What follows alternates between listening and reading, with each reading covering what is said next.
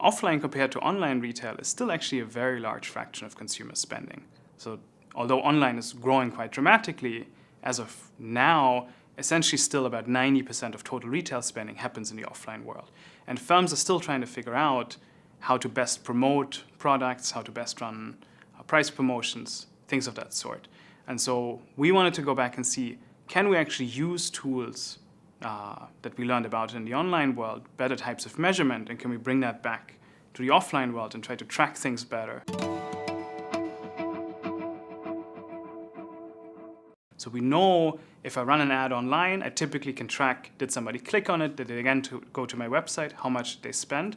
All this linkage is much closer, and those are often things that we don't observe in the offline world. Right? So an online retailer would know, how did this consumer get to the product they ultimately purchased? We can observe their browsing with a lot of precision. Offline, there's usually no equivalent. Traditionally, we weren't able to see how did somebody walk through the store, how did they actually get to the specific aisle where they then picked up products. And so what we do in the study is we actually bring in a new measurement tool that's going to mimic the way we're going to observe things online in the offline world. And in particular, what we're going to do is we're going to rig consumer shopping carts, if you will, with so-called radio frequency identification tags, which work like a GPS tracker that allow us to track exactly how does somebody walk through the store, which categories do they walk past, what do they eventually end up purchasing.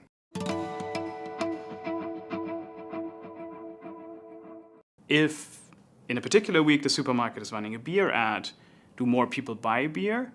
That we were usually able to observe even before, but now we can also see, did actually more people go to the beer aisle? So did that advertising attract people to go to a different part of the store that they wouldn't have otherwise gone to, and then they made the purchase? If that's true, then maybe this advertising will have positive spillovers to other categories. So maybe people on their way to the beer aisle are now going to pick up salty snacks, other things. And so there's sort of anecdotally a lot of that sense that we are going to get these kind of spillover effects. So people often talk about the fact that milk gets stored in the back of the store. Why? Because people buy it very frequently, and having it in the back of the store makes them walk past a lot of other categories, and hence they might pick up other things that they didn't plan on buying on their way. And so you could imagine that advertising does something very similar. If advertising allows me to divert traffic to other parts of the store, then maybe products I pass on that way are also going to end up in my purchase basket. And so that was something that we weren't usually able to observe.